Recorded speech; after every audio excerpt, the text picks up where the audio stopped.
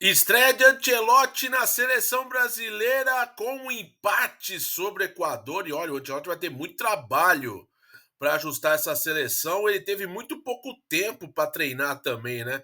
Chegou na semana passada, deu 3 treinos e bora encarar o Equador, segundo colocado das eliminatórias, melhor defesa da disputa com 5 gols sofridos e começou com -3 pontos essas eliminatórias e está na vice-liderança.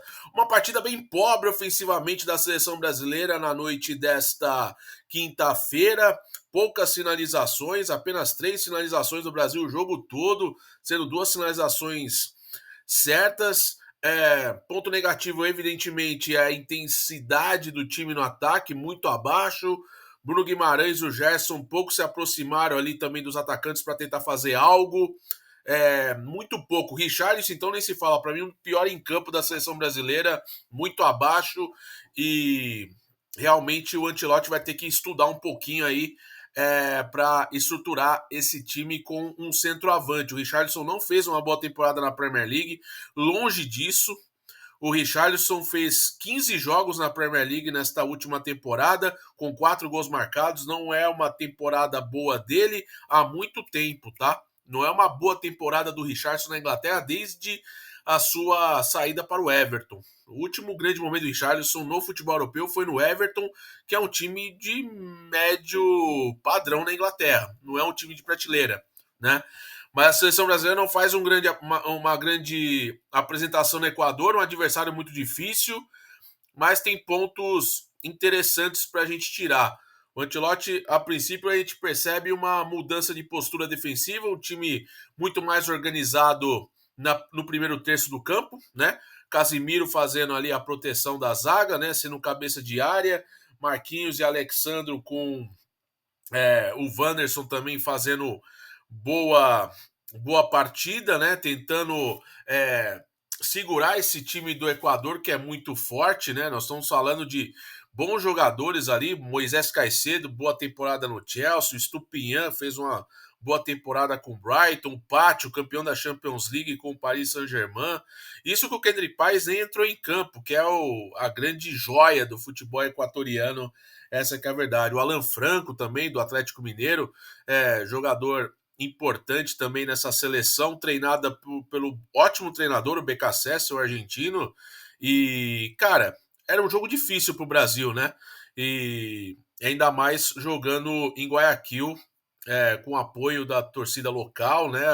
O estádio lotado, empurrando a seleção do Equador. O Carlo Ancelotti teve a sua primeira grande experiência aí com uma seleção nacional, mas vai ter muito trabalho pela frente. Esse time precisa ser mais criativo, esse time precisa ter mais volume na frente, principalmente no ataque.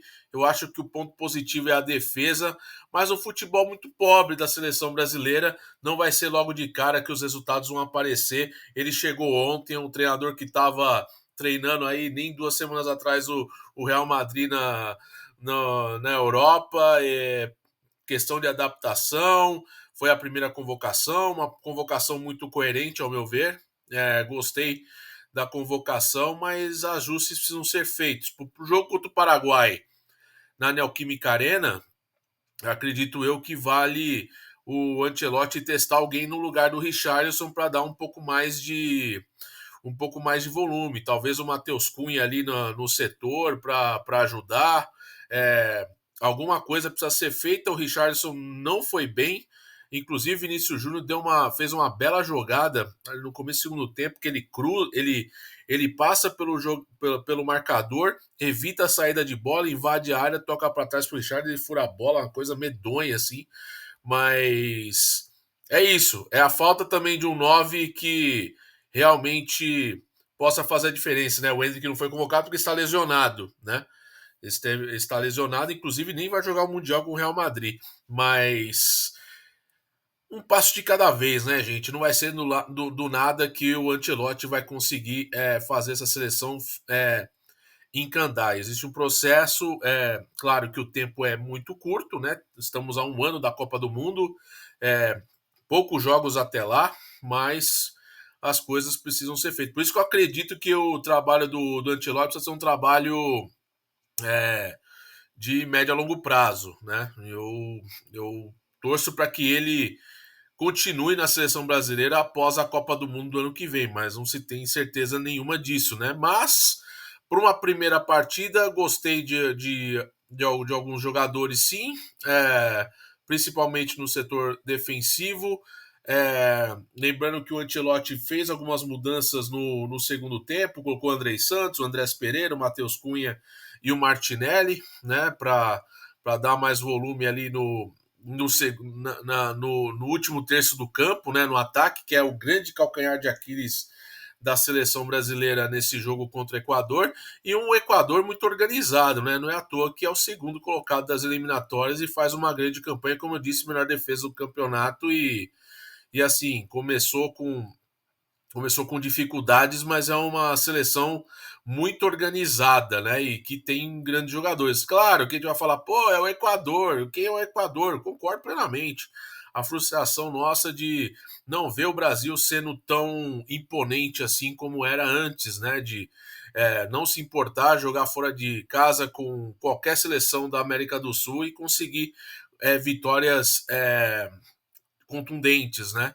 Mas são novos tempos, né? As seleções se reestruturam.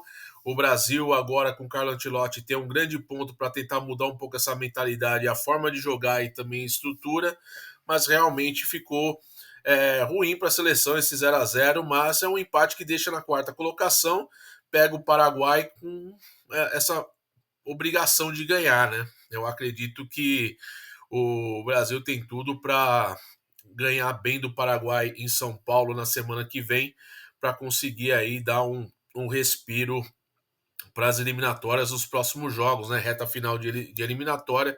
Claro que o Brasil aí já está com essa. Se conseguir essa vitória com o Paraguai, já deixa bastante encaminhada aí a vaga para a próxima Copa do Mundo, né? Mas no final das contas, eu acho que tem que ter um pouco mais de calma, o processo é gradual, o Ancelotti sabe disso, não é um Marujo de primeira viagem, é um ótimo gestor de grupo, é um cara que consegue transformar boas equipes em equipes fortes, né? E tem essa grande é, expertise de gerir pessoas, trabalhar e desenvolver jogadores, e já trabalhou com brasileiros durante vários clubes durante sua carreira, né? O exemplo do Milan no passado, depois é, na França, na Alemanha, no Chelsea, enfim, no Real Madrid, então nem se fala. Então, assim, acho que precisa ir pegando leve. Claro que o ponto negativo fica essa questão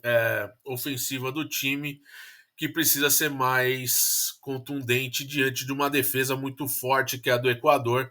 Claro que o Brasil agora vai com tudo para cima do Paraguai. Não tem muito que tirar, né, de um jogo que você pega as estatísticas, pessoal.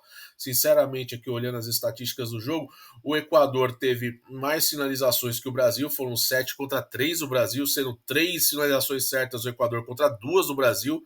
O Equador teve mais posse de bola que a seleção brasileira, teve mais acertos do passe que a seleção brasileira, 87-83, fez mais faltas, 14-9, e teve 4-3 em escanteios a favor do Equador aí nesse jogo em Guayaquil. Como eu disse, calma, espera, vamos.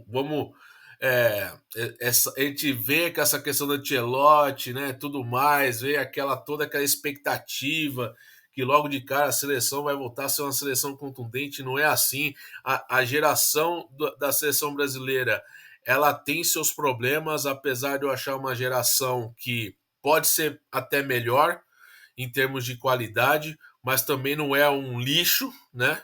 Como todo mundo fala, ou como todo mundo fala, estou generalizando, mas como muitas pessoas falam, é uma geração que pode ser mais coletiva, né? Não depender não só de individualidade. Eu acho que a, a, a grande meta do Ancelotti é fazer essa seleção ser uma seleção fortemente coletiva, né? E eu acho que tem que ir ajustando ponto a ponto, mas assim, não dá para você falar que a seleção brasileira é uma seleção de jogadores ruins. Não é, claro. Não é a melhor geração, claro. Não é mesmo a melhor geração que eu vi da seleção brasileira, mas não chega a ser uma seleção porcaria, né? Eu acho que tem muito a ser trabalhado, muito a ser difundido. É claro que vamos acompanhar aí as próximas jornadas da seleção com o Ancelotti nas eliminatórias, beleza? Só para falar um pouquinho do jogo aqui, para não ficar em branco aqui no canal, mas eu volto em breve com até mais conteúdo de Premier League do que de seleção brasileira, porque foi um empate bem borocochô, não é verdade? Volto em breve com mais um vídeo aqui no canal, tamo junto, valeu, tchau, tchau.